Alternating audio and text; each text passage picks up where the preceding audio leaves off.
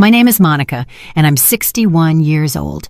Last night, my own son hit me until I bled over a bowl of unsalted soup. While I was left on the kitchen floor wiping up my own blood with an old rag, he calmly went to his room, closed the door, and fell asleep as if nothing had happened, as if hitting his own mother were the most normal thing in the world. This morning, I woke up with a sore body, bruises on my arms, and a cut on my lip that still hurts when I talk. But what hurts the most isn't the physical pain, it's the humiliation. It's knowing that my own son, the one I raised with so much love, the one I gave everything to, sees me as his personal maid. It's knowing that my only purpose in this world is to serve him and keep quiet. I got up at 5 in the morning just like every other day. Ethan was already awake, sitting at the kitchen table in his impeccable gray suit, scrolling on his phone. He didn't even look at me when I entered. He just said, without looking up, "Breakfast. Hurry up. I have an important meeting." It was as if nothing had happened, as if he hadn't screamed at me the night before, calling me worthless, useless, and saying that if I weren't his mother, he would have thrown me out on the street. I prepared his scrambled eggs exactly the way he likes them, with 3 spoonfuls of shredded cheese, 2 slices of toasted bread, and black coffee with no sugar. Everything had to be perfect, measured to the last detail, because if anything is even slightly off, he explodes. And when Ethan explodes, I'm the one who pays the consequences. While he was eating breakfast, the sound of a key turning in the front door lock echoed through the house. It was a young, elegant woman named Savannah, his wife, who always greets me with a fake smile and treats me as if I'm invisible. She came in wearing a light green dress and high heels, kissed Ethan on the cheek, and sat at the table as if she owned the place. "Good morning, Mrs. Davis," she said to me in that sweet voice she only uses when Ethan is around. "How are you this morning?" I wanted to tell her that I woke up bruised by her husband, that I had bruises all over my back, that I couldn't take it anymore. But instead I smiled and said, "I'm fine, thank you." "Are you going to have some breakfast, Savannah?" I asked. Ethan shot me a warning look. His eyes were clearly saying, "One wrong word and tonight will be worse." Then he added, with that fake smile he only uses when he has an audience, "Look, Mom, I bought you this new makeup. It's perfect for covering those little scrapes you got when you tripped last night." Yes, little scrapes. That's what he calls what he did to me, as if it were an accident, as if I had tripped and fallen on his fist all by myself. I took the makeup without saying anything. It was an expensive foundation, the kind that costs more than $50. He probably bought it with my retirement money because he manages my entire bank account. He says it's for my own good, that at my age, I can't handle money on my own anymore. The truth is, I haven't seen a single penny of my own pension in 2 years. Savannah was looking at him with those shining eyes of admiration. "You're so thoughtful, honey. Always taking care of your mom." If only she knew. If only she knew that her perfect husband, that successful executive who handles million-dollar accounts at the office, comes home every night to take out his frustration on me.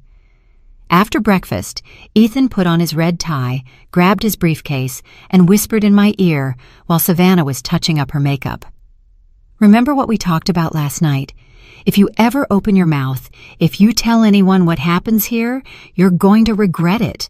No one will believe you. You're just a crazy old woman living off her son's charity." His words chilled me to the bone. They left together, holding hands, like the perfect couple they pretend to be. I watched them from the window as they got into Ethan's new car, a black sedan that cost more than $400,000. My money, all of it bought with my money. When the house fell silent, I sat in the kitchen and started to cry. Not tears of sadness, but of rage, of helplessness, because I know I have to do something, but I don't know what.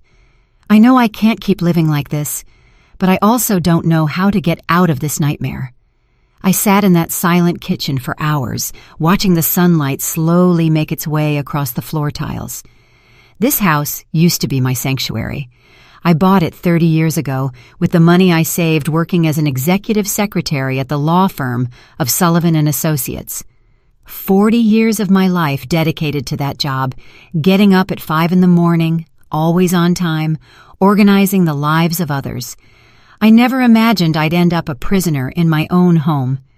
It all started 3 years ago when Ethan divorced his first wife. He showed up at my door one night with a suitcase in his hand and that look of a lost boy that always melted my heart. "Mom, I need to stay here for a while, just until I sort out my financial situation." He told me the divorce had left him bankrupt, that he had lost his house, that he had nowhere to live. I, like the foolish mother I've always been, opened my door and my heart. "Of course, son. This is your home too." How naive. I didn't know I was inviting the devil to live with me. The first few months were normal. Ethan would get up early, go to work, come back at night, and we'd eat dinner together. He even helped me with the grocery shopping. I thought we would finally have the mother-son relationship I'd always dreamed of. But little by little, things started to change. First, it was small comments. "Mom, this food is too salty." "Mom, why don't you clean the bathroom better?" "Mom, your clothes are too wrinkled. It's embarrassing." Comments that hurt, but that I justified by thinking he was just stressed from the divorce. Then he started getting into my finances. "Mom, at your age, you shouldn't be handling so much cash. It's dangerous. Let me help you with your accounts." And I, like the idiot I am, gave him access to my bank account. It's just to help me, I thought. He's my son. He would never hurt me. How wrong I was. In 6 months, Ethan had completely taken over my money.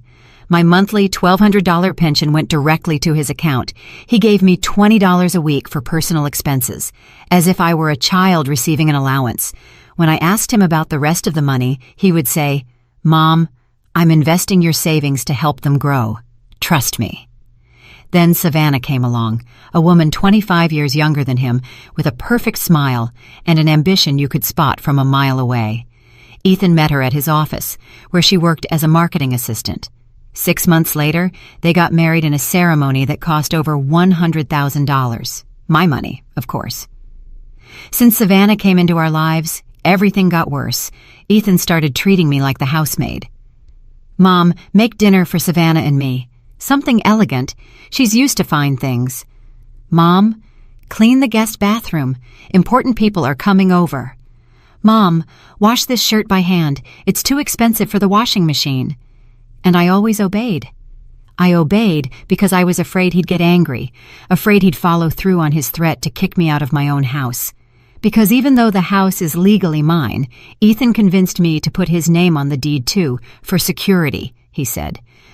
"Mom, just in case something happens to you." The violence started a year ago. At first, it was accidental pushes, then pinches on my arm when I didn't do something the way he wanted. "You're driving me crazy, Mom. You're too slow." Then it escalated to hits on the shoulder, slaps when the food wasn't to his liking, and punches to my back if I wasn't cleaning fast enough. But last night was different. Last night, he crossed a line I never thought he would cross. I had prepared vegetable soup for dinner. It was a Tuesday, and we always have a light meal on Tuesdays. I carefully set the table, served the toasted bread and the hot soup. Everything was perfect. Ethan came home tired from the office, sat at the table without greeting me, took the first spoonful, and his face changed. "What the hell is this?" he yelled, spitting the soup back into the bowl. "It has no salt. It's as bland as water." I immediately apologized. "I'm sorry, son. I forgot the salt. Let me add a little." But it was too late. Ethan stood up from the table like a wild animal, grabbed the bowl of soup and threw it in my face. The hot liquid burned my cheek. Pieces of porcelain cut my lip. "You're useless," he screamed, grabbing my arm so hard I knew it would leave a bruise. 40 years working as a secretary, and you can't even make a decent soup. You're pathetic. He shoved me against the kitchen wall. My head hit the tile, and I saw stars. But he didn't stop there. He slapped me so hard, my ear buzzed for hours. Then another one, and another one after that. "Savannah is bringing her friends over for lunch tomorrow," he told me, while I covered my face with my hands. "I want you to prepare something special, and you'd better make sure it's perfect, because if you make me look bad, if you show even one sign of how pathetic you are, I swear to God I'll kick you out of this house." Then he calmed down, as he always does after he hits me. He bent down, helped me up, and wiped the blood from my lip with a napkin. "I'm sorry, Mom," he said in a soft voice. "I just get so frustrated seeing you like this. I know you can do better. It's all for your own good, so you'll learn." And he went to sleep peacefully, as if nothing had happened. I stayed awake all night in the kitchen, cleaning up the remains of the soup and the broken porcelain from the floor. Every little piece I picked up felt like I was picking up the fragments of my own dignity. My lip was still bleeding, but it wasn't just physical pain I was feeling anymore. It was something deeper, something darker. It was the realization that my own son, the person I loved the most in this world, had become my tormentor. As I cleaned, I started to remember how we got here. Ethan wasn't always like this. When he was a boy, he was sweet and affectionate. His father left us when he was 8 years old, and from then on it was just him and me against the world. I worked double shifts for years to give him everything he needed. I put him in the best private school I could afford. I bought him designer clothes, paid for piano lessons, English lessons, anything he asked for. Maybe that was my mistake. Maybe I spoiled him so much that he never learned the value of respect, of effort, of real love. I always gave him everything on a silver platter without asking for anything in return. And now, 35 years later, I'm the one paying the consequences for my decisions. At dawn, I heard his footsteps coming down the stairs. My heart started to beat fast, as it always does when he's near. It's incredible how a person can live in a constant state of alert in their own home. He came into the kitchen already dressed in his black suit, checking his phone as he did every morning. This time, he didn't even ask for breakfast. He just sat and waited for me to serve it to him. I prepared his scrambled eggs, his black coffee, his 2 slices of toasted bread, all in absolute silence. He ate while answering emails, as if I were invisible. At 7:30, Savannah arrived. This time she was wearing a tight yellow dress and high heels that echoed on the floor like hammer blows. She looked radiant, as always. I wonder if she ever notices the bruises I have, the marks on my arms, the way I flinch every time Ethan raises his voice. "Good morning, Mrs. Davis," she said to me with that plastic smile. "How are you feeling today?" "Fine, thank you." I lied as always. "Are you going to have some breakfast?" "Just a coffee, please," she said. A light one with artificial sweetener. As I was serving her coffee, I noticed her observing me out of the corner of her eye. Her eyes stopped on my swollen lip, on the bruise peeking out from the collar of my blouse. For a moment, I thought she might say something, that she might ask what had happened to me, but instead, she simply looked away and went back to her phone. Ethan finished his breakfast and looked at me intently. "Remember what I told you last night, Mom? Savannah is bringing 3 of her friends over for lunch. I want you to prepare something special. Seafood pasta, Caesar salad, desserts, and buy some white wine. The good stuff, not that cheap garbage you're used to buying." He gave me 3 $20 bills as if it were a great generosity. $60 to prepare a lunch for 5 people with what he spends on a single shirt.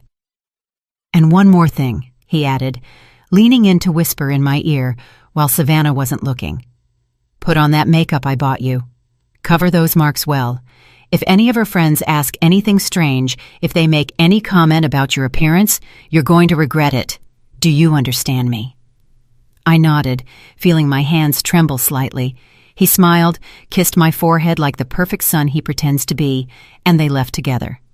As soon as the door closed, I collapsed into a kitchen chair. $60 for an elaborate lunch. Fresh seafood costs at least $30 a pound. The good wine? Another $20. How am I supposed to work miracles with so little money? But it wasn't just the money that was distressing me. It was the pressure of having to act normal in front of Savannah's friends, of pretending to be the happy mother-in-law of a perfect family, when the reality is that I'm an abused woman in my own home. I looked at myself in the bathroom mirror and hardly recognized myself. My lip was swollen and purple. There was a small cut at the corner of my mouth. My eyes were red and puffy from all the crying. The bruise on my neck looked like a dark stain spreading toward my collarbone. I opened the makeup that Ethan had given me. It was an expensive imported brand of foundation, the kind that elegant women like Savannah use every day. I started applying it carefully, covering every mark, every bruise, every piece of evidence of what really happens in this house. As I put on my makeup, I couldn't help but think about all the times I had done this before. How many mornings I had woken up to hide bruises, to invent excuses about falls and accidents. I tripped on the table, the closet door slipped out of my hand. I fell down the stairs, one lie after another, to protect my son's reputation. I went out to do the shopping with my list in hand and my perfectly made-up face. At the supermarket, I tried to stretch those $60 as far as I could. I bought frozen shrimp instead of fresh prawns, the cheapest brand of wine that wasn't terrible, pasta on sale, every single penny counted. As I waited in line to pay, an older woman approached me. It was Clarice, my next-door neighbor, a widow in her 60s who has always been kind to me. "Hello, Monica," she said with a warm smile. "How are you doing, dear? I haven't seen you in the yard lately." "Hello, Clarice," I said. "I'm fine, thanks. I've just been really busy with stuff around the house." She looked at me intently, and I noticed her eyes linger on my lip despite the makeup. "Did you hurt your mouth?" she asked with genuine concern. My heart started to race. "No, it's nothing," I lied. "I just bumped into the closet door last night. You know how clumsy I am." Clarice frowned but didn't push it. "Well, if you ever need anything, you know where I live. I'm always home in the afternoons." Her words went straight to my heart. It had been so long since anyone had offered me genuine help, since anyone had treated me with true kindness. For a moment, I wanted to tell her everything, to beg for her help, to confess the nightmare I was living. But Ethan's voice echoed in my head. "If you ever open your mouth, if you tell anyone what happens here, you're going to regret it. No one will believe you. You're just a crazy old woman living off her son's charity." "Thank you, Clarice," I said simply. "You're very kind." I went back inside and started cooking like a madwoman. I had to have everything ready by noon when Savannah and her friends arrived. I cleaned the house from top to bottom, set the table with the good china, and arranged flowers in the center. Everything had to be perfect. While I cooked, I couldn't stop thinking about what Clarice had said. "If you ever need anything, you know where I live." Did she suspect something? Had she heard the screaming that came from my house at night? At 11:30, my phone rang. It was a number I didn't recognize. "Mrs. Davis?" a man's voice asked. "Yes, this is she." "This is the accountant from your son Ethan's company. We need to speak with you urgently about some discrepancies in the accounts. Could you come to the office this afternoon?" My heart stopped. Discrepancies. "I don't understand." "I'd rather not discuss this over the phone, Mrs. Davis. Can you come at 3 this afternoon? It's very important." I hung up, my hands trembling. What could Ethan have done at work? Why were they calling me? A bad feeling settled in my stomach, but I didn't have time to think about it anymore because Savannah and her friends were already arriving. The doorbell rang at exactly 12 o'clock. I took a deep breath, touched up my makeup one last time, and went to open the door. There was Savannah with her 3 friends, all dressed as if they were going to a fashion show. Expensive dresses, designer purses, shoes that cost more than my monthly pension. "Hello, Mrs. Davis," Savannah said in that sweet voice she saves for special occasions. "Let me introduce you to my friends. This is Beatrice. She works in human resources. This is Brenda from the marketing department, and this is Evelyn from legal." My heart nearly stopped when I heard Evelyn's name. It couldn't be a coincidence. I looked at her closely, and sure enough, it was her, Evelyn Brooks, my younger sister, whom I hadn't seen in more than 2 years. Evelyn looked at me with the same surprise, but we both played it cool. She has always been smarter than me, more cunning. She immediately understood that something strange was going on, especially when she saw my made-up face and my nervous demeanor. "It's a pleasure to meet you, Mrs. Davis," she said to me formally, as if she didn't know me. "Your daughter-in-law has told us so much about you." I invited them into the dining room, where I had put out my best tablecloth, the china I inherited from my mother, and the crystal glasses I only used for special occasions.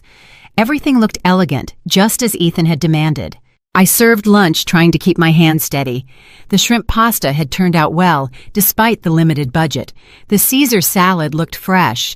The bread was warm. I even managed to prepare a simple tiramisu for dessert. The women ate and talked about work, their lives, and their plans for the weekend. I went back and forth from the kitchen, serving more wine and clearing plates, like the perfect hostess I was supposed to be. But Evelyn's eyes never left me. I knew that look. It was the same one she used when we were kids, and she knew I was hiding something. Throughout the meal, she observed me discreetly, studying my every move. "The food is delicious," Beatrice commented. "Did you cook all of this yourself, Mrs. Davis?" "Yes, I love to cook," I replied with a forced smile. "It's a pleasure when it's for such lovely people as yourselves." "How lucky Ethan is to have such a dedicated mother-in-law," Brenda added. "It's hard to find women who are so devoted to the home these days." Savannah smiled proudly. "It's true. Mrs. Davis always takes care of everything. It's like having a housekeeper, but better because she does it with love." Her words stung me like daggers, but I kept my smile. A housekeeper. That's what she thought of me. Not a mother, not a person with rights and dignity, but a free servant. Evelyn cleared her throat. "And what did you do before, Mrs. Davis? Were you always a homemaker?"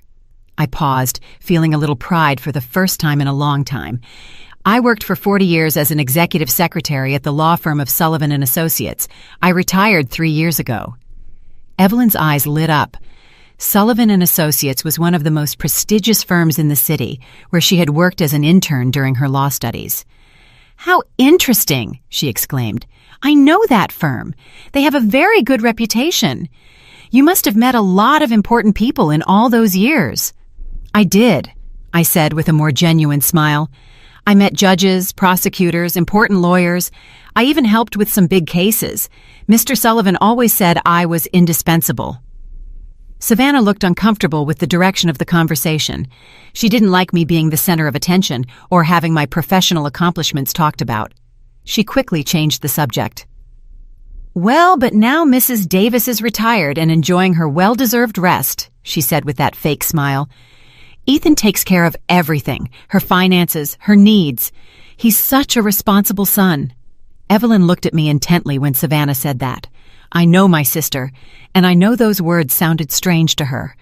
A woman who worked 40 years at an important law firm doesn't need her son to handle her finances. The lunch continued with trivial conversation, but I could feel the tension growing. Evelyn kept watching me, and I knew she had noticed something was off. When I went to the kitchen for the dessert, she followed me. "Do you need any help?" she asked, but she was really looking for a moment to talk to me alone. "No thanks, everything's under control," I replied, avoiding her gaze. "Monica," she said in a low voice, using my real name for the first time that afternoon. "Are you okay? You seem different." For a moment, all my defenses came down. I wanted to hug her, tell her everything, beg her to help me. But at that moment, I heard Ethan's keys in the front door. He had come home from work earlier than usual. "Everything's fine, Evelyn," I said quickly. "I'm just a little tired."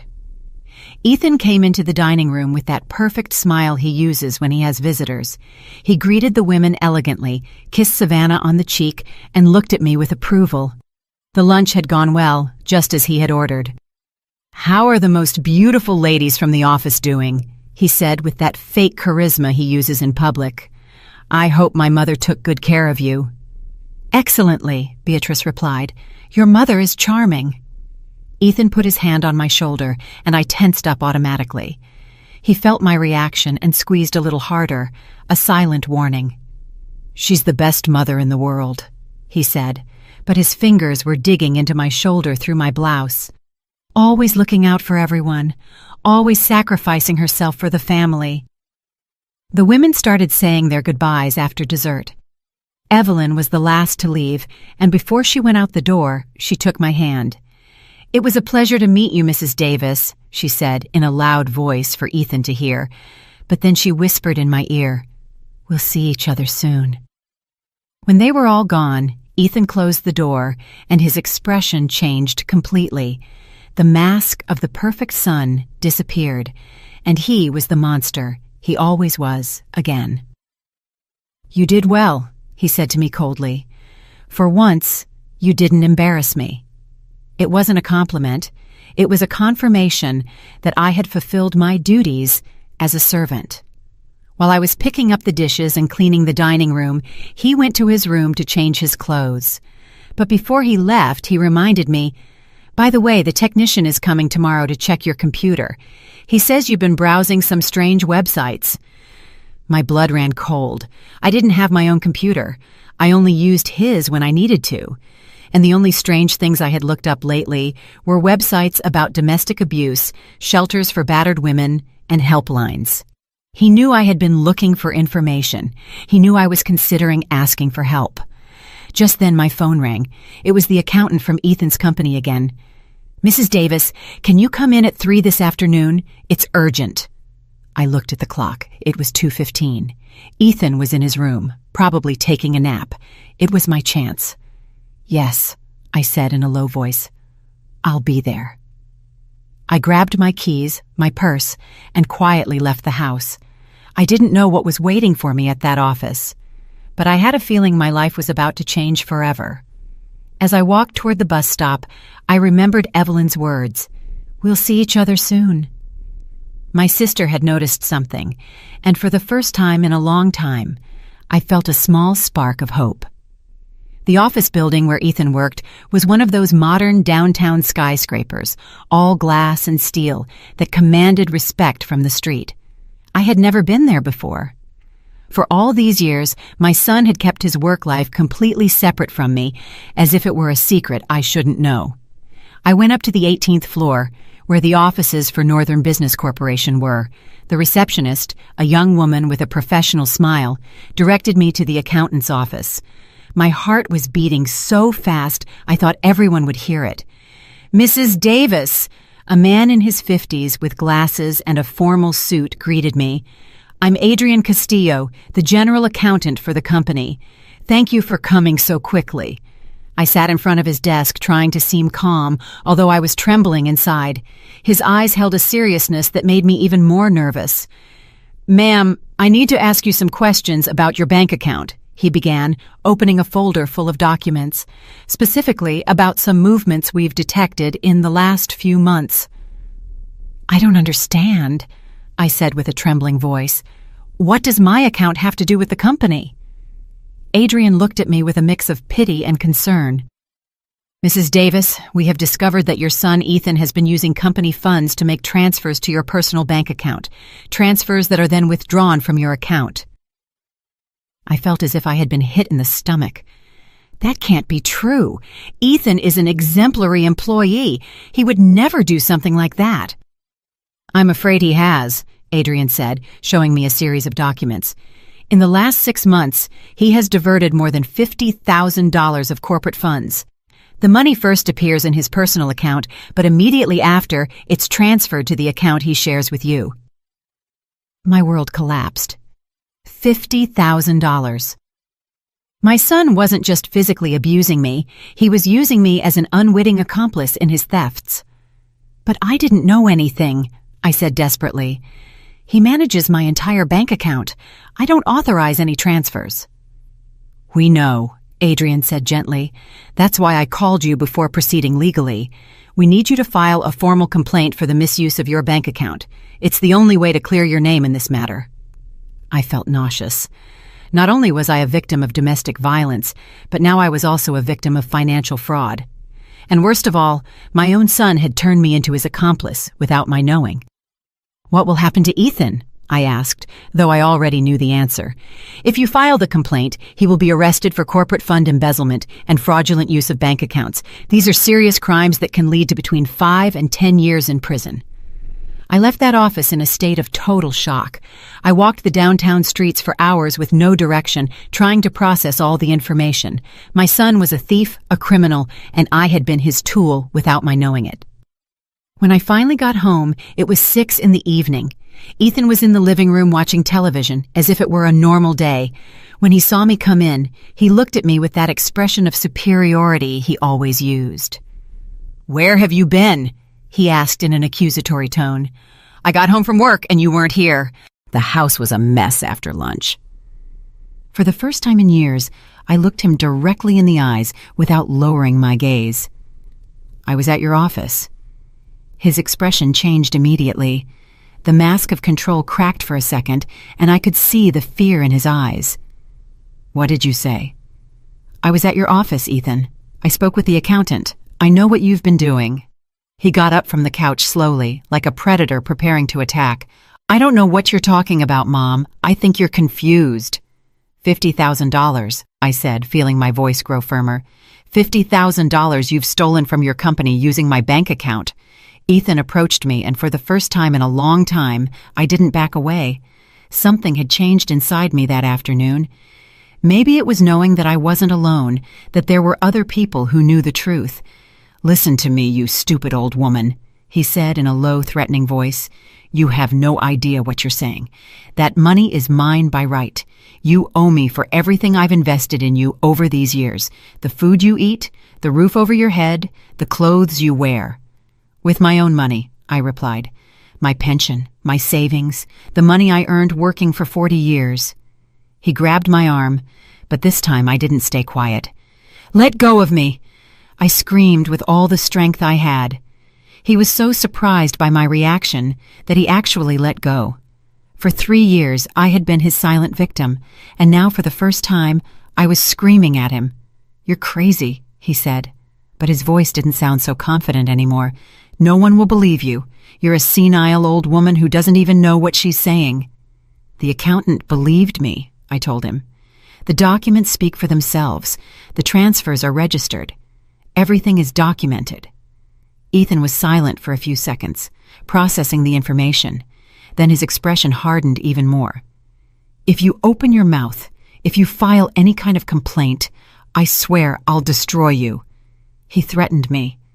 This house is also in my name. I can kick you out on the street tomorrow, and without my help, without my money, you'll die alone like a dog. But for the first time, his threats didn't terrify me. There was something different in me, a strength I didn't know I had.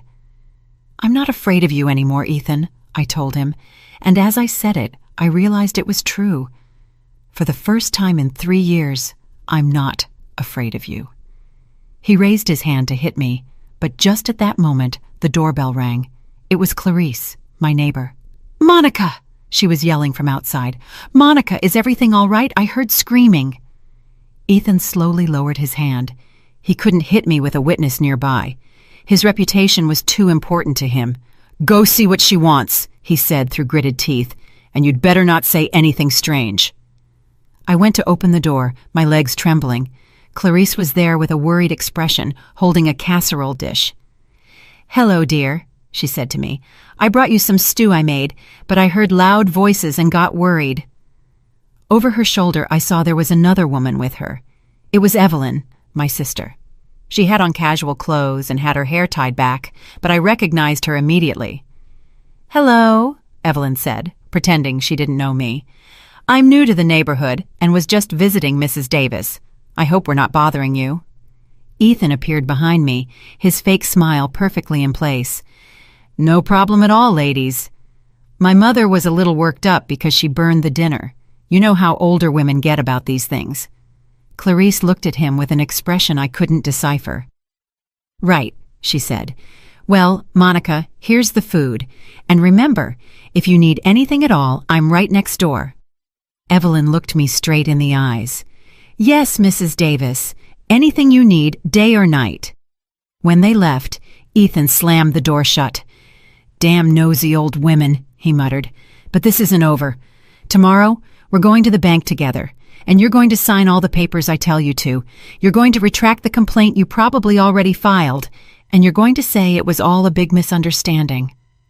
No, I said simply. What do you mean, no? I'm not going to sign anything. I'm not going to retract any complaint, and I'm not going to be an accomplice in your thefts anymore. Ethan looked at me with a rage I had never seen before. It was as if he had finally taken off all his masks and was showing me his true nature. Fine, he said with a calm that scared me more than his shouting. If that's how you want to play, we'll play. But I'm warning you, When I'm done with you, you're going to wish you were never born." I didn't sleep at all that night. Ethan was locked in his room, but I could hear him talking on the phone for hours. I didn't know what he was planning, but I knew I had to be prepared for the worst. At 3 a.m, I heard a strange noise in the yard. I peeked out the window and saw a figure moving among the bushes. It was Clarice, and she seemed to be setting something up near my window. The next day, I realized what she had done. She had placed a small security camera pointed at my house, hidden among the plants. My neighbor knew something bad was happening and was documenting everything. The next day dawned gray and rainy, as if the weather was reflecting the storm brewing in my life. Ethan got up earlier than usual, at 5 a.m. I heard him moving around the house, talking on the phone in a low voice, preparing something that had me on edge. When I went down to the kitchen, he was already dressed in his best suit, the black one he wore for the most important meetings. His hair was perfectly combed, his tie impeccable. He looked like the successful executive everyone believed he was, not the monster living under my roof. "Good morning, Mom," he said to me in a voice that was strangely sweet, almost sing-song. "I hope you slept well." That sweetness gave me goosebumps. I knew my son well enough to know that when he was acting nice, it was because he was planning something terrible. "Yes," I lied, serving him his coffee as I did every day. "Good," he said, smiling in a way that didn't reach his eyes, "because today is going to be a very special day. I've been thinking about our conversation from yesterday all night." He sat at the table and began to eat breakfast calmly, as if we were a normal family. But there was something about his attitude that kept me on high alert. "I've decided that you're right," he continued. "Maybe I've been too hard on you. After all, you're my mother, and you deserve respect." His words completely confused me. Ethan admitting he had been wrong, asking for forgiveness. It was so out of character that I immediately knew it was a trap. "That's why," he continued as he spread butter on his toast, "we're going to go to the bank together today. We're going to clear up this whole misunderstanding with my company. You're going to explain that you authorized all the transfers, that you knew exactly what was happening with your money." There it was, the real reason for his fake kindness. "I'm not going to do that, Ethan," I said, trying to keep my voice steady. His smile slowly faded. "Of course you are, Mom, because if you don't, some very unpleasant things are going to happen." "Are you threatening me?" "No, Mom," he said, finishing his coffee. "I'm explaining reality to you. Look around you. This house, this table you have breakfast at, the bed you sleep in, the food you eat. All of this is possible because I allow it. And if I don't allow it anymore—" He left the sentence hanging in the air, but the message was clear. He was going to leave me on the street if I didn't obey. "Also," he added, taking out his phone, "I've been thinking about calling some doctors I know, doctors who specialize in older people with mental problems, like senile dementia. You know, it's very sad when mothers start making up stories, accusing their own sons of terrible things." I felt my blood run cold. Not only was he threatening to kick me out of the house, but to have me declared insane, incompetent, so that no one would believe my testimony. "There are several witnesses who can confirm your deteriorated mental state," he continued with that cold, calculating voice. "Savannah, for example. I just told her yesterday how confused you've been lately. The friends who came to lunch also noticed something strange about you."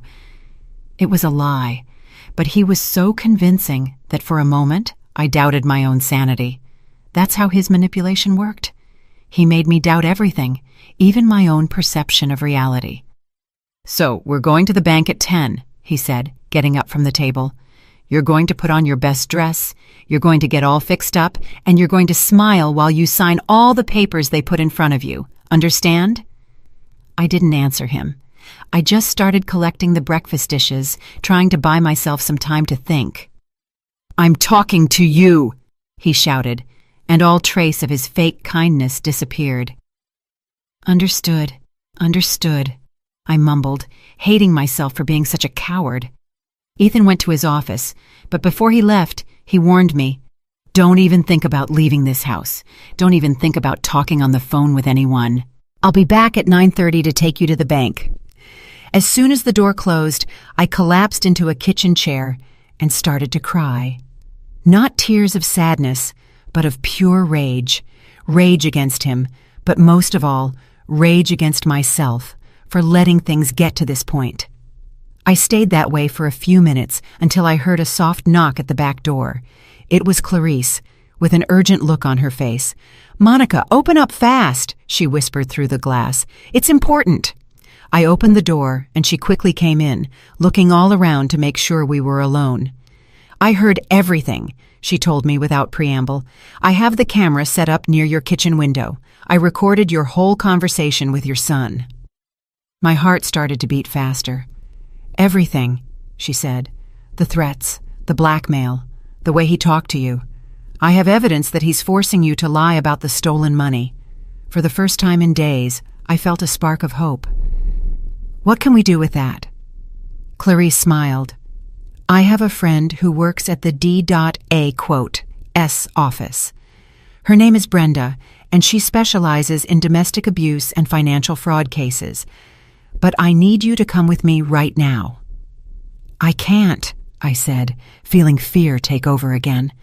"Ethan told me not to leave the house. If he finds out—" "Monica," Clarice said, taking my hands, "listen to me closely. If you go to that bank today and you sign those papers, your son will be free of all charges. He'll keep stealing money and he'll keep abusing you. But on top of that, you'll be considered a willing accomplice in his thefts." She was right. If I signed those papers, not only would I lose my dignity, but I would also become a criminal in the eyes of the law. "But if I don't go," I said with a trembling voice, "he'll follow through on his threats. He'll kick me out of the house. He'll say I'm crazy. He won't be able to do any of that," Clarice interrupted me, "because we're going to present the evidence before he can act. Brenda told me that with the recordings I have, they can arrest him immediately." I looked at the clock. It was 8:30. Ethan would be back in an hour. "Are you sure your friend can help me?" "Completely sure. But we have to go now, Monica. It's our only chance." I made a decision that would change my life forever. I went to my room, grabbed my purse with my most important documents, and left that house with Clarice. As we walked to her car, I felt something I hadn't felt in 3 years. Courage. For the first time, I was taking control of my own life. The district attorney's office was a typical government building with long corridors and small offices. Brenda turned out to be a woman in her 40s with an intelligent gaze and a way of speaking that inspired confidence. "Mrs. Davis," she said after reviewing the recordings Clarice had brought, "what your son is doing constitutes multiple crimes: domestic abuse, financial fraud, blackmail, and attempted obstruction of justice." "What does that mean?" I asked. "It means we can arrest him today," Brenda replied. "But I need you to file a formal complaint for all these crimes. Are you willing to do that?" I looked at the clock. It was 9:15. In 15 minutes, Ethan would be arriving home to take me to the bank. When he realized I wasn't there, his rage would be uncontrollable. "Yes," I said, feeling my voice grow firmer. "I'm ready to file the complaint?" Brenda smiled. "Perfect. While you fill out the papers, I'll coordinate with the police to have them go and arrest your son. Do you know where he is right now?" "He should be arriving at my house," I said. "He said he'd pick me up at 9:30. "Even better," Brenda said, grabbing her phone. "It's easier to arrest him at a known location." While I was filling out the complaint forms, Brenda coordinated with the police. Clarice stayed with me the whole time, holding my hand, giving me strength.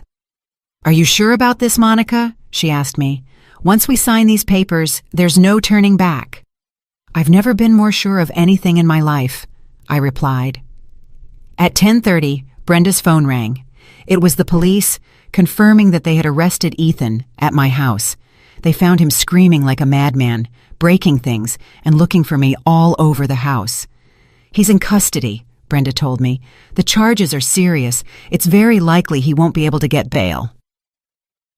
I felt as if a 1,000-pound weight had been lifted from my shoulders. For the first time in 3 years, I knew I was going to sleep without fear. When we got back to my house that afternoon, the place looked like a battlefield. Ethan had destroyed practically everything in his path before the police arrested him.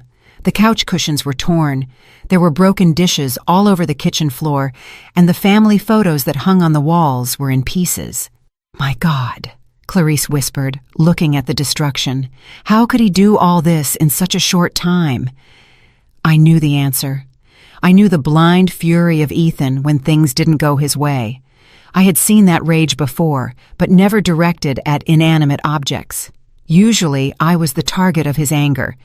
Brenda, who had come with us to document the damage, was taking photos of everything. "This will serve as additional evidence of his violent behavior," she explained. "Destruction of property during an episode of rage.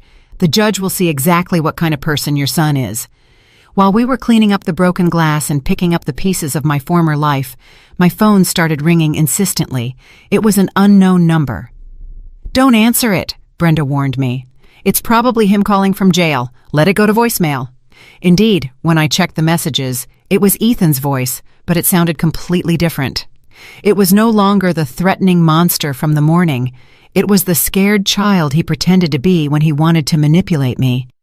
"Mom," his voice said, breaking in the recording. "Mom, please, come get me out of here." "It was all a misunderstanding. I never meant to hurt you. You know I love you. You're the most important thing in my life. Please, Mom, don't let me rot in this jail. I'm your son, your only son." He had left 5 similar messages, each one more desperate than the last. In the last one, he was even crying. "It's part of his manipulation strategy," Brenda explained to me. "First, violence and threats. Now, victimhood and guilt. It's a typical pattern in abusers." Even though I rationally understood what was happening, hearing my son cry broke my heart. For 35 years, he had been my baby, my reason for living. It was hard to separate the monster he had become from the boy he once was. "Are you okay?" Clarice asked, noticing my expression. "It's complicated," I admitted. "I know I did the right thing, but he's still my son." That night, Clarice insisted that I stay at her house. "Your house isn't safe right now," she told me. "Ethan has friends, and maybe even Savannah. Someone might come looking for revenge." She was right. In the voicemails, Ethan had mentioned that Savannah was handling things from the outside. I didn't know exactly what that meant, but I was afraid to find out. Clarice's house was small but cozy. It had a guest room with a twin bed and a small desk. "It was my daughter's room before she got married," she explained. "Now it's yours for as long as you need it." For the first time in 3 years, I went to bed without fear. I didn't have to worry about Ethan's footsteps in the hallway, his late-night screaming, or waking up to punches. It was a strange, almost unsettling feeling. Peace can also be scary when you're not used to it. The next day, Brenda called me early with news. "Ethan's bail hearing is today at 2 in the afternoon," she informed me. "The judge will decide if he can be released from jail while he waits for his trial." "What are the chances he'll be released?" I asked, feeling fear return. "With the evidence we have, very slim, but I need you to come and testify at the hearing. Your testimony will be crucial for the judge to understand the danger he poses." The hearing was in a small courtroom. Ethan was sitting at the defense table, wearing an orange jumpsuit. When he saw me come in, his expression changed completely. He was no longer the repentant child from the voicemails.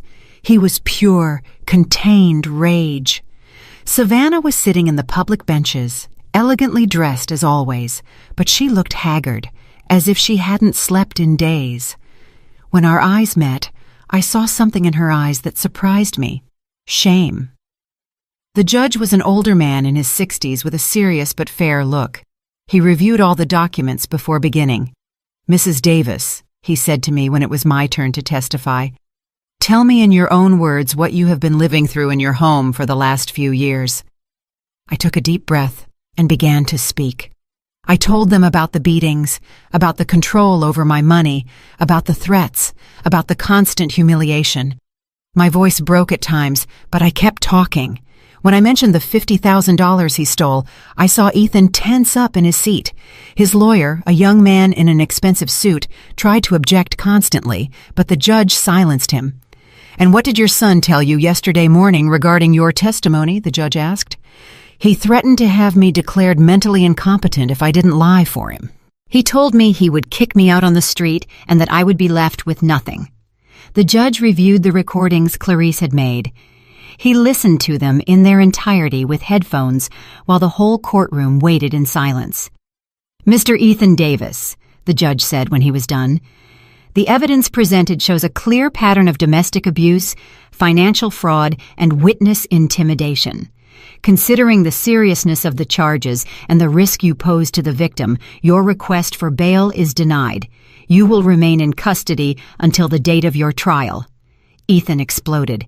"This is an injustice," he shouted, standing up. "That crazy old woman is making everything up. I'm a respectable citizen. I have rights." The guards had to hold him as he continued to scream. "You're going to regret this, Mom. When I get out of here, I'm going to make you pay for every day I spend in this jail." His threats echoed throughout the courtroom, confirming exactly what I had testified about his violent character. After the hearing, Savannah approached me in the courthouse hallway. "Mrs. Davis," she said in a trembling voice, "I need to talk to you." Brenda and Clarice tensed up, but I signaled to them that I was okay. "What do you want, Savannah?" I asked her. "I want to apologize," she said, and for the first time since I had known her, her voice sounded genuine. "I knew something wasn't right in that house. I heard screaming. I saw your bruises. I noticed how you flinched every time he raised his voice." "Then why didn't you ever say anything?" I asked. "Because I was scared," she admitted. "Ethan had threatened me, too. He told me that if I ever betrayed him, he would destroy my career, my reputation, and I was a coward. I let you suffer alone because I was afraid of losing my comfortable life." Her eyes filled with tears. "When they arrested him yesterday, I found documents in his home office. He hadn't just been stealing money from his company. He had also been stealing from my personal account. We've been married for 2 years, and I never realized he was a fraudster." "What are you going to do now?" I asked her. "I'm going to file for divorce immediately," she said with determination, "and I'm going to testify against him at his trial. I've already spoken with a lawyer. I want to collaborate with the D.A. office to make him pay for everything he did to us." When we left the courthouse, I felt something I hadn't experienced in years, genuine hope. Not only had I managed to escape from my son, but now I had allies in my fight for justice. That afternoon, as we walked back to Clarice's house, Brenda gave me more good news. "The company where Ethan worked wants to reach an agreement," she informed me. "They're willing to not press additional charges against you if you cooperate by returning the stolen money. Also, as an acknowledgement that you were a victim of fraud, they're going to pay you a compensation of $20,000. $20,000. It was more money than I had had available in the last 3 years. "What about my house?" I asked. "Ethan said it was in his name, too." "We checked the documents," Brenda said, smiling. "Your son lied. The deed is still only in your name. He forged some papers, but legally, the house is completely yours." For the first time in a long time, I started to see a possible future. A future where I could live without fear, where I could make my own decisions, where I could be the owner of my own life. But I also knew that Ethan wasn't going to give up easily. His threats at the hearing had been clear. This war was just beginning. 3 weeks after Ethan's arrest, my life had completely changed, but not in the way I expected. Although I was physically safe at Clarice's house, psychologically, I was still his prisoner. I had developed a constant paranoia that kept me awake most nights. Every noise made me jump. Every car that stopped in front of the house made me run to the window. Every unknown phone call gave me a panic attack. Brenda had explained that it was normal, that after years of abuse, the fear doesn't disappear overnight. "It's post-traumatic stress disorder," she had told me. "Your mind and body are used to living in a constant state of alert. It's going to take time to heal." But there was more than just simple trauma. Ethan had managed to get messages to me from jail, messages that chilled me to the bone. The first one came through a different lawyer, one who wasn't his official representative. It was a handwritten letter in the handwriting I knew so well. "Dear Mom," it said, "I hope you're enjoying your little victory. I hope you feel very brave for betraying me. But I want you to know something. This isn't over. I know things about you that no one else knows. Secrets you kept for 40 years working at that law firm. Things that could ruin not only your reputation, but your freedom." My heart stopped when I read those lines. What secrets? During my 40 years as a secretary at Sullivan & Associates, I had handled confidential information, of course, but I had never done anything illegal. Remember the case of Williams versus the state? Mom, the one from 15 years ago. I found the documents you hid, the ones you altered to help Mr. Sullivan win that multi-million-dollar case. Documents that, if they come to light, could send you to prison for obstruction of justice. My hands started to tremble violently. I vaguely remembered the Williams case. It had been a difficult case where the firm represented a pharmaceutical company accused of concealing fatal side effects of a medication. Mr. Sullivan had asked me to organize some documents to remove certain memos that could hurt his client. I had thought it was normal, that it was part of my job as a secretary.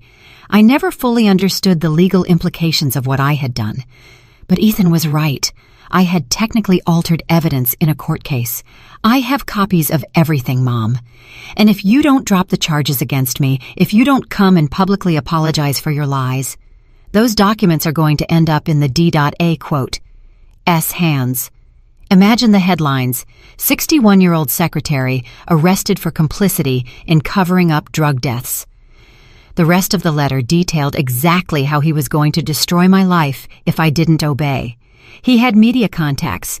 He knew journalists who would pay well for a story of judicial corruption. My photo would be in all the newspapers. My name would be forever associated with the scandal. When Clarice found me crying with the letter in my hands, she immediately called Brenda.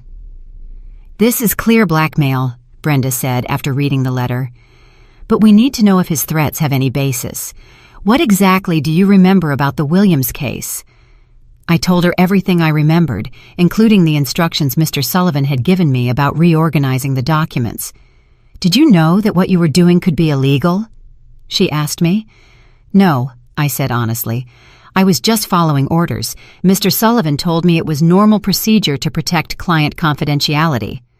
Brenda sighed. "Legally, ignorance is no excuse.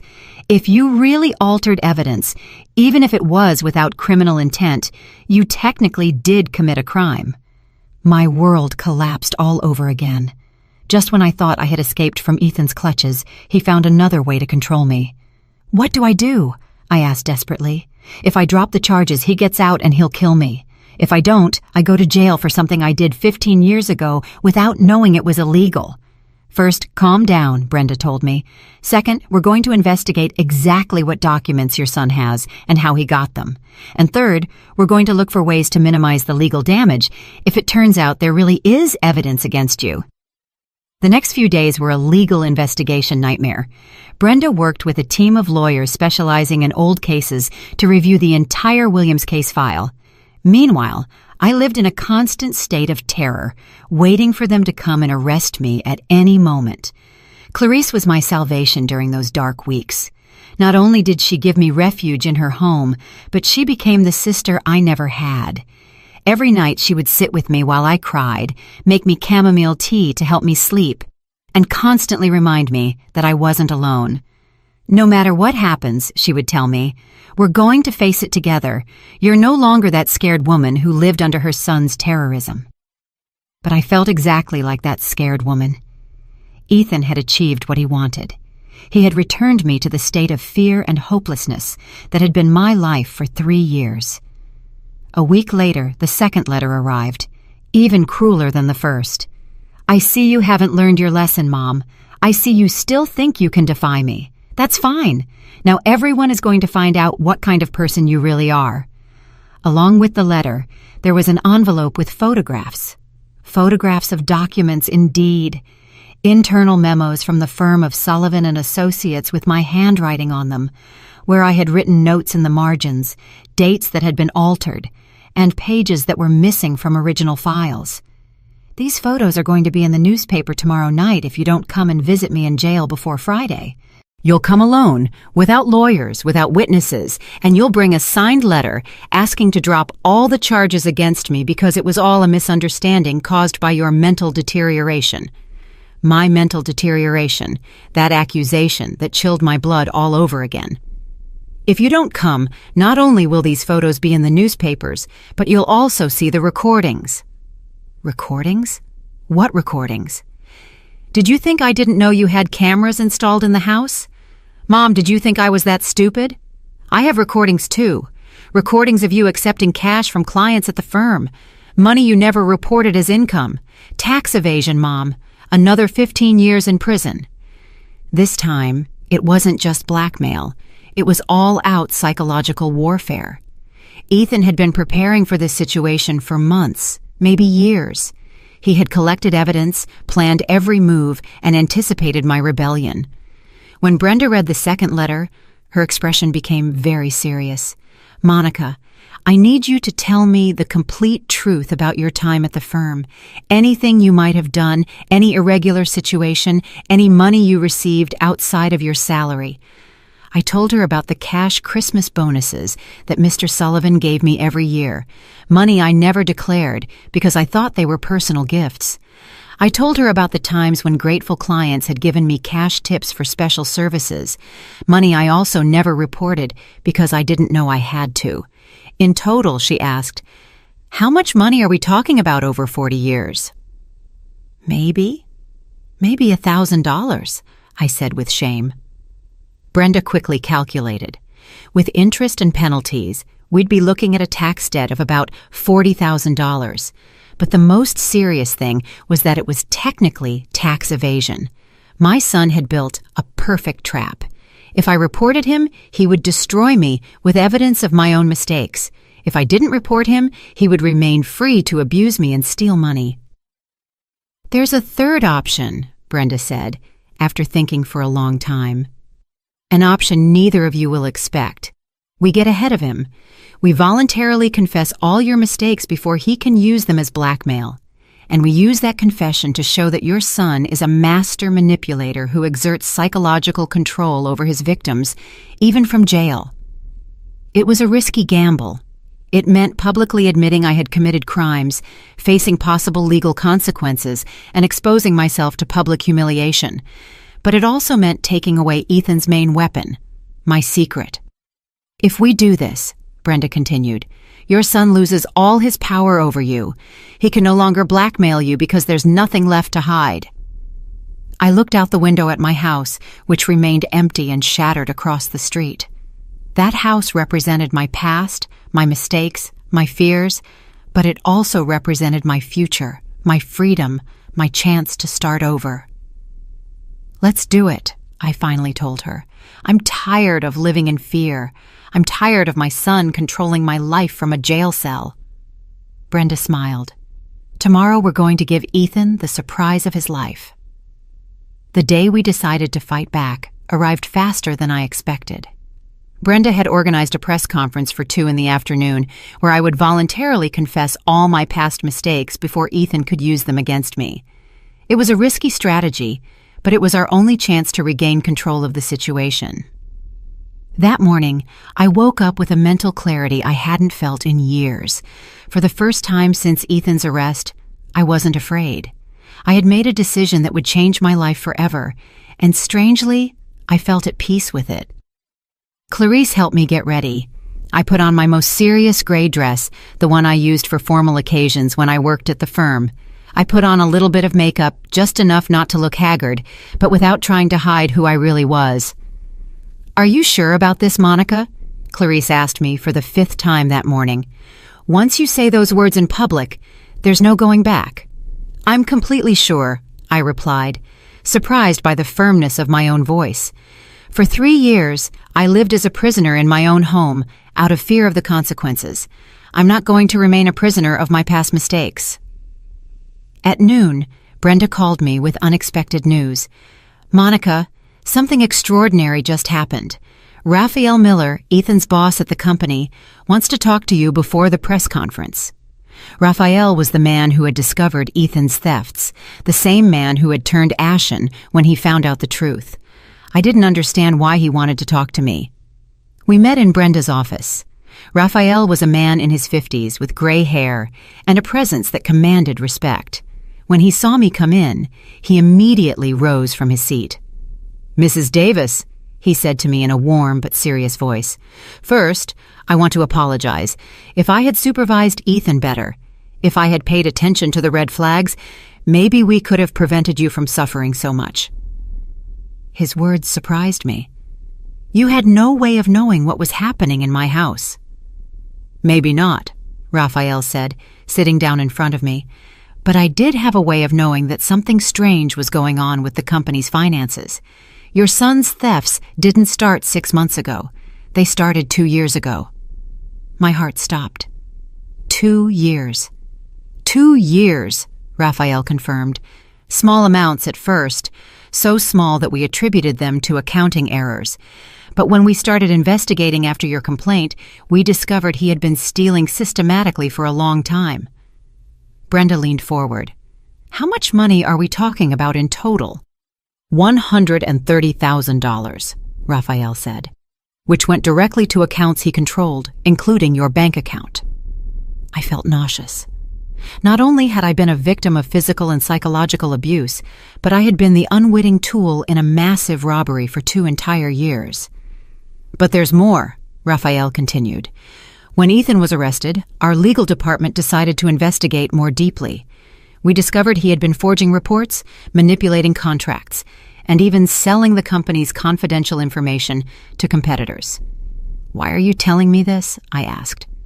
Raphael smiled for the first time since the conversation had started. "Because we want to offer you a job, Mrs. Davis."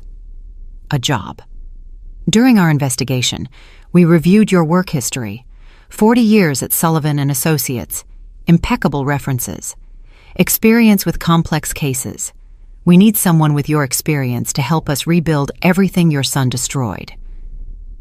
I couldn't believe what I was hearing. Instead of facing arrest and public humiliation, I was being offered a chance to start over. "The salary would be $4,000 a month," Raphael continued, "plus health benefits, plus a special compensation of $50,000 as recognition for the damage we unintentionally caused you. $4,000 a month was more than 3 times my current pension, and $50,000 in compensation. Suddenly my future didn't look so hopeless. "But there's one condition," Raphael added. "We need you to testify at your son's trial. Your testimony will be crucial to ensuring he pays for all his crimes, not just the ones he committed against you." "Of course," I said without hesitation. "I'll do whatever it takes." At 2 in the afternoon, the press room was full of journalists, cameras, and microphones. Brenda had invited all the local media, explaining that a victim of domestic violence would be making an important statement about blackmail from jail. When I sat in front of those cameras, I felt a different fear from the one I had experienced for years. It wasn't fear of Ethan, it wasn't fear of the beatings or the threats. It was fear of freedom, fear of the responsibility of being the owner of my own life. "My name is Monica Davis," I began, looking directly into the cameras. "I'm 61 years old, and for the last 3 years, I have been a victim of domestic violence by my son, Ethan Davis." I told my complete story. The beatings, the financial control, the threats, the systematic theft of my money. But I also told the part that Ethan expected me to keep secret. "During my 40 years working as a secretary at the law firm of Sullivan and Associates, I made mistakes," I said, feeling my voice grow firmer with each word. Mistakes that I didn't know were illegal at the time, but that I now recognize as such. I explained the Williams case, the altered documents, the unreported money, everything. I held nothing back. "My son discovered these mistakes, and he has been using them to blackmail me from jail. He threatened to publicly expose me if I didn't drop the charges against him. Today, I am here to take that weapon away from him. I would rather face the consequences of my mistakes than continue to be a victim of his manipulation." The room was completely silent. The journalists were taking furious notes. The cameras were recording every word. I want to send a message to all the women who are being abused by their sons, husbands, or partners, I continued. Emotional blackmail, financial control, threats of exposure, they are all forms of abuse. Don't let the fear of public judgment keep you as a prisoner. Freedom is worth more than reputation. After the press conference, Brenda informed me that the D.A. quote, S office had decided not to press charges against me for my past mistakes. Your voluntary